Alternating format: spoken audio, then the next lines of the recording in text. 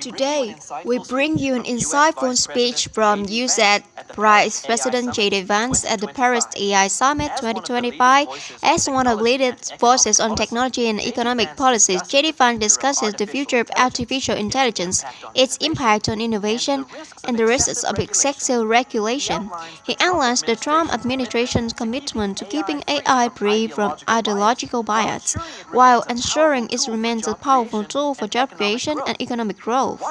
Watch this speech with subtitles and improve your English skill while learning about the future of AI. The kind of introduction, and I want to start by thanking President Macron for hosting the event and of course the lovely dinner last night. During the dinner, President Macron looked at me and asked if I would like to speak, and I said, "Mr. President, I'm here for the good company and free wine, but I have to earn my keep today." And I of course want to thank Prime Minister Modi for being here for co-hosting our summit for all of you. And I'm not here this morning to talk about AI safety, which was the title of the conference a couple years ago. I'm here to talk about AI opportunity. When conferences like this convene to discuss a cutting-edge technology, oftentimes I think our response is to be too self-conscious to risk-averse. But never had to encounter a breakthrough that so clearly called us to do precisely the opposite. Now, our administration, the Trump administration, believes that AI will have countless revolutionary applications in economic innovation, job creation, national security, healthcare, free expression, and beyond. And to restrict its development now would only unfairly benefit incumbents in the space.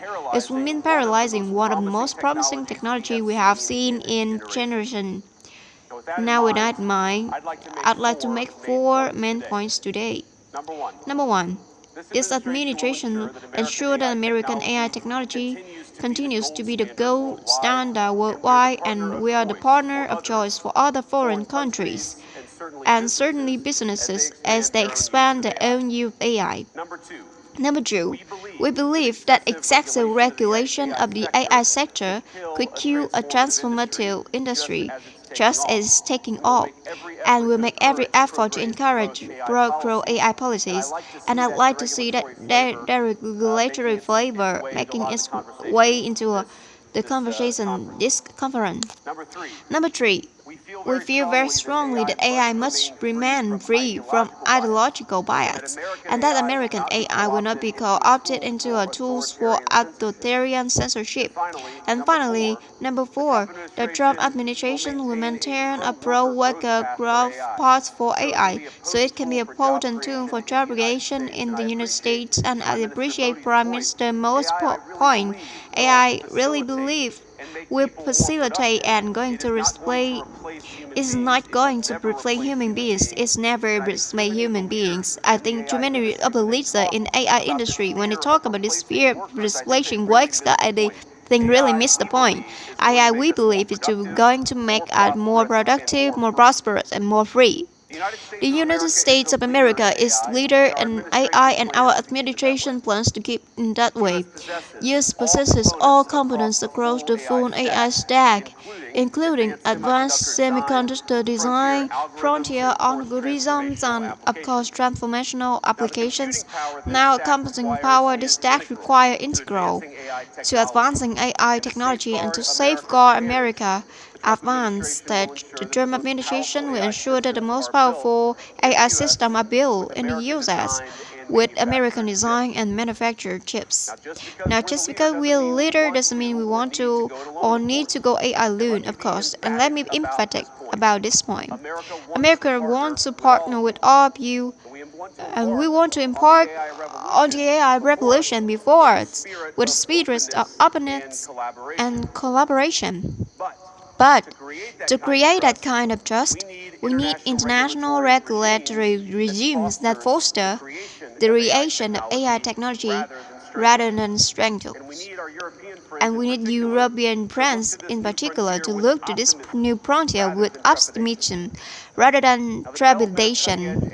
Now, the development of cutting-edge AI in the US is no accident. By preserving an open regulatory environment, we encourage American innovators to experiment and to make unparalleled R&D investment of the 100 billion give or take that estimate to be spent on AI in 2028, over half of it will likely to be invested in the United States of America. Now, this administration will not be the one to snuff out the startup and the grad student production, some of the most groundbreaking applications of artificial intelligence. Instead, our law will keep big tech, little tech, and all other developers on level playing field. Now, with the President recent executive on AI with the development and AI action plans that avoid an overly precautionary regulatory regime while ensuring that AI Americans benefit from the technology and its transformative potential. Now, we invite you countries to work with us and to follow that model. It makes sense for your nations. However, the Trump administration is troubled with reports that some foreign governments are considering tightening the rules on U.S. tech companies with international footprint. Now, America cannot and will not accept that. We think it's a terrible mistake, not just for the United States of America, but your own countries. The U.S. innovators all sides already know what it's like to deal with onerous international rules. Many of our most productive tech companies are forced to deal with use digital safeguards and massive regulation iterated about taking down content and policies, so-called misinformation, and our course we want to ensure the internet is a safe place. But it is one thing to prevent a predator from preying on a child on the internet.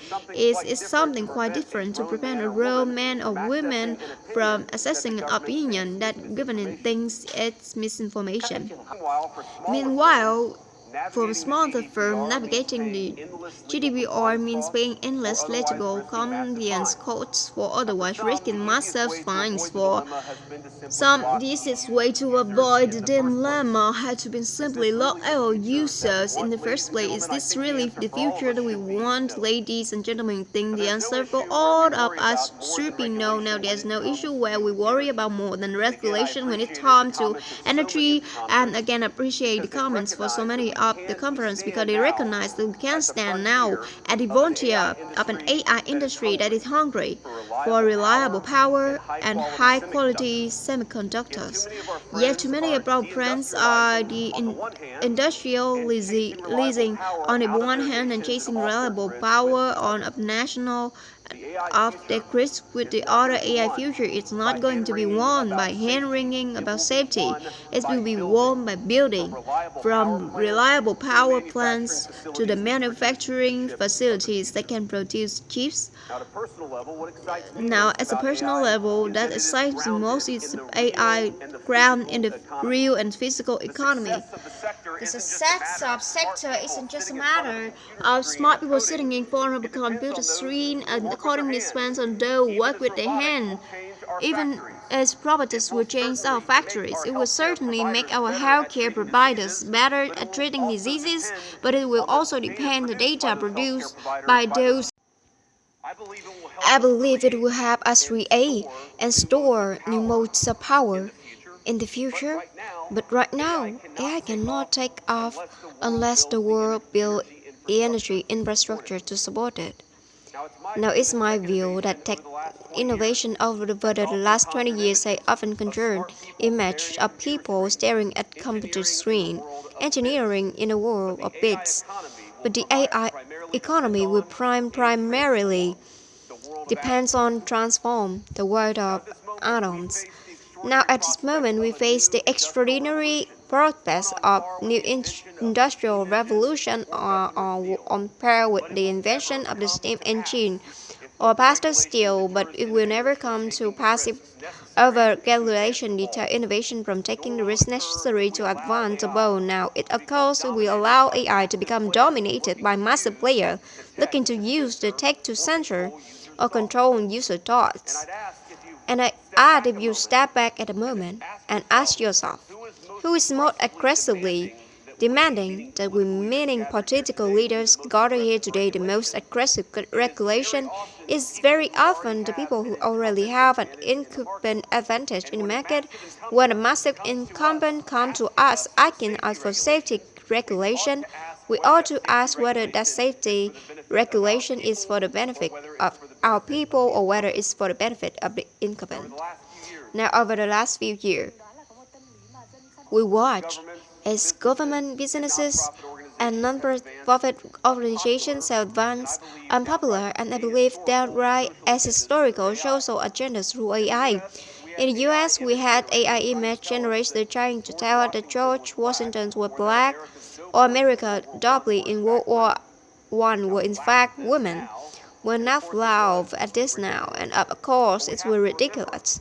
But we have to remember the lessons from that ridiculous movement that we take from it that the Trump administration will ensure that AI systems developed in America are free from ideological bias and never restrict our citizens' right to free speech.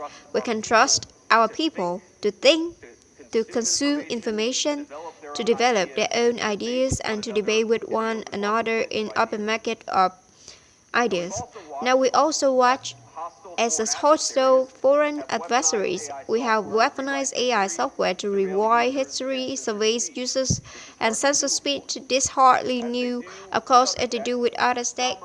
Some authoritarian regimes have stolen and used AI to strengthen their military intelligence and surveillance capability to capture foreign data and create propaganda to undermine other nations' national security. I want to be clear, this administration will block such efforts. For we will safeguard American AI and chip technology from the depths and we should work with our allies and partners to strengthen and extend these protection and close pathway to adversaries attaining AI capabilities and threatening AI our people. And I will also remind our international friends here today that partnering with such regimes would never pay off in the long term. From CCTV to 5G equipment, we are familiar with cheap techs in the marketplace that exploited by authoritarian regime. But I think some of us in this room have learned from experience. Partnering with them means chaining your nation into authoritarian master that seeks to infiltrate, evict, and seize your information infrastructure. Should the deal seem good to be true, remember the old age that we learned sickening valley. If you aren't paying the product, you are the product. Finally, this administration wants to be very clear about last point. We will always send American workers in our AI policy. We will refuse to view AI as poorly disrupted technology that will invariably automate our way of labor. We believe we will fight for policies that ensure that AI is going to make workers more productive, and we expect that they will reap the reward with higher wages, better benefits, and safer and more prosperous communities. From law to medicine, manufacturing, the most immediate application of AI almost involves supplementing, not replacing the work being done by Americans. Now combined with this administration's worker-first approach to migration, we believe that the U.S. labor force prepared to use AI to its fullest extent will instead attract the attention of the business that have offshore some of this role. To accomplish this, administration will make sure that America has the best trained workforce in the world. Our schools will teach students how to manage, how to supervise, and how to interact with AI and able tools, and they become more and more part of our everyday lives. And as AI creates new jobs and industries, our government, businesses, and labor organizations have an obligation to work together to empower the workers, not just the United States, but all over the country, all over the world. To that end, for all major AI policy decisions from the federal government, the Trump administration will guarantee American workers' seat at the table, and we're very proud of that. Now, I'm taking up enough of your time, so I'd like to close just a quick story. This is a beautiful country of President Macron, and I know that we're proud of it and should be. Yesterday, I was touring live in Val with General Craig with my 3 kids. He was kind enough to show me the sword that belonged to America, dearest international friend from our own revolution across the Macquarie de Lafayette. He let me know how to sword with gloves beforehand, and it's got me thinking of this country, France, and the past of my own country, and the beautiful civilization that we have built together. with weapons like that saber. Weapons that are dangerous in the wrong hands, but are incredible tools for liberty and prosperity in the right hands. I couldn't help but think of the conference today. If we choose the wrong approach on other things that we could be conceived or dangerous things like AI, choose to hold ourselves back, it will alter not only our goal GDP or the stock market, but the very future of the project that Lafayette and American founders set out to create. Now, this doesn't mean, of course, that all concerns about safety go out the window, but focus matters. And we must focus now on the opportunity to catch lightning on the border, unleash our most brilliant innovators, and use AI to improve the well-being of our nations and their peoples. With great confidence, I can say it's an opportunity that the Trump administration will not squander. And we hope everyone convened here today feel exactly the same. Thank you. God bless you. Visit our site, EnglishSpeechChannel.com for exclusive access to video transcripts, offline audio, English lessons, and private classes.